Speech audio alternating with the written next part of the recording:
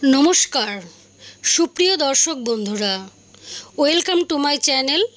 आज आमी आमार এই आयुर्वेदिक चैनेले एमन एकटी उपादान निये आलोचना करब।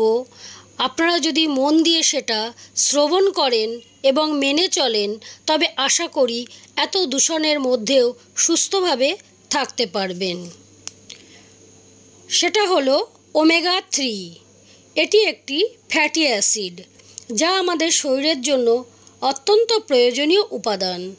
এই ওমেগা 3 যদি আমাদের শরীরে ঘাটতি দেখা দেয় তবে আমাদের শরীরে বাসা বাঁধবে নানা রকম রোগ বা অসুখ বিসুখ। এটি আমাদের শরীরে অনবদ্য ভূমিকা রাখে। এখন কথা হচ্ছে কাদের এই ওমেগা 3 খাওয়া প্রয়োজন বা সাপ্লিমেন্টের প্রয়োজন আছে কি করে বুঝবো?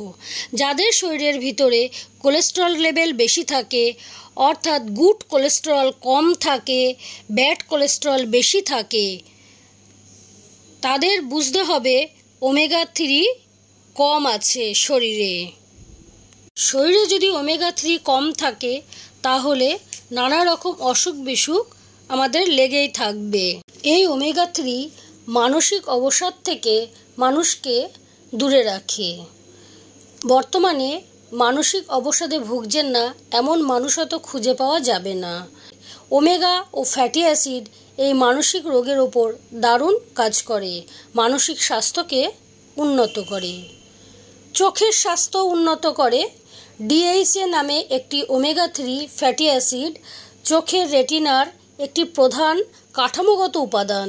দৃষ্টিশক্তি দুর্বলতা এবং অন্ধ হবার জন্য দায়ী ম্যাকুলার ডিজেনারেশনকে এটি প্রতিরোধ করতে সহায়তা করে।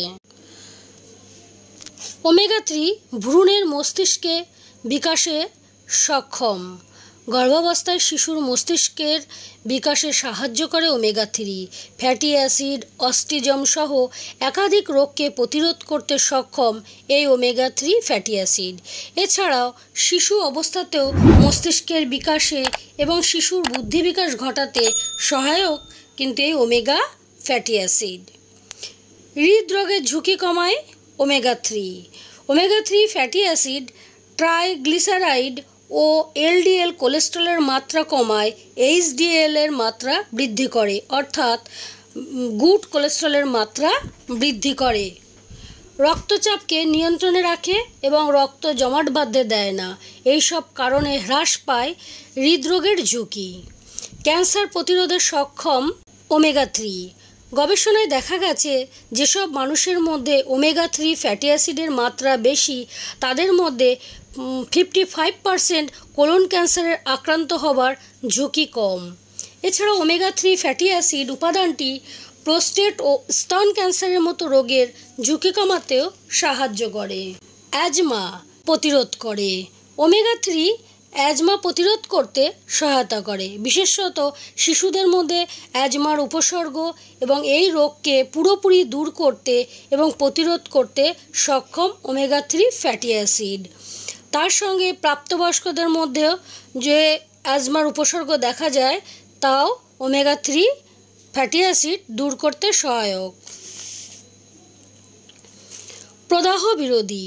ওমেগা 3 ফ্যাটি অ্যাসিডের মধ্যে অ্যান্টি ইনফ্ল্যামেটরি বৈশিষ্ট্য রয়েছে যা শরীরকে যে কোনো ধরনের সংক্রমণের হাত থেকে রক্ষা করে এবং শরীরকে রোগ প্রতিরোধের ক্ষমতা গড়ে তোলে।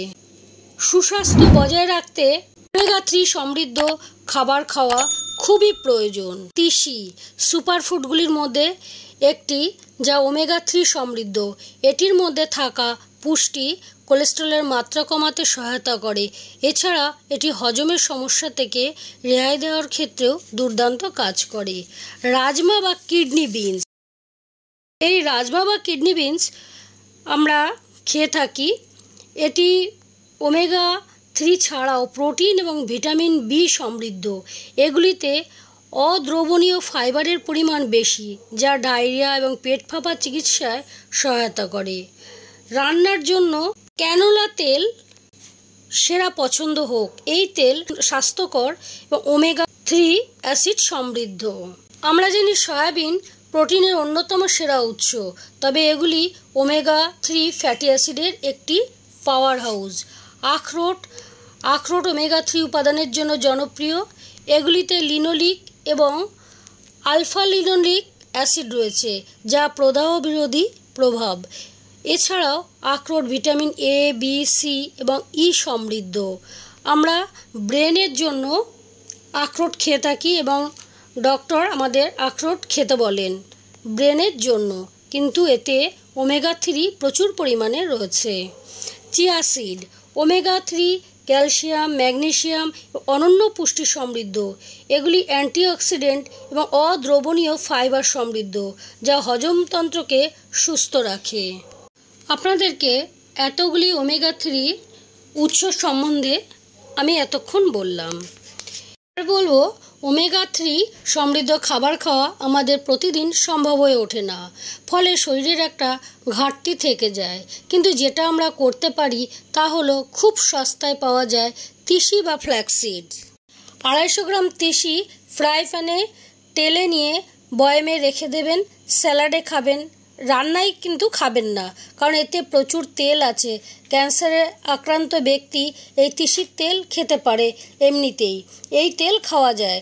যারা ক্যালসিয়ামের ঘাটতি জনিত সমস্যায় ভুগছেন তারা এর সাথে সাদা তিল 250 গ্রাম ও তিসি 250 গ্রাম নিয়ে কড়াইতে টেলে নিয়ে একসাথে মিশিয়ে বয়ামে রেখে দেবেন। একসাথে খাবেন, বাদামের মতো লাগবে, বেশ ভালো লাগবে।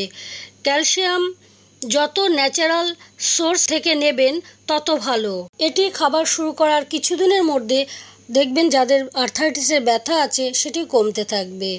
আজকে এই পর্যন্ত। আশা করি এই ভিডিওটি আপনাদের উপকারে আসবে। দেখা হবে পরবর্তী ভিডিওতে। ভালো লাগলে একটি লাইক করবেন, সাবস্ক্রাইব করবেন। আপনাদের মতামত কমেন্টস বক্সে জানাবেন, আর যদি কিছু জানার থাকে তাও কমেন্টে জানাবেন। ধন্যবাদ।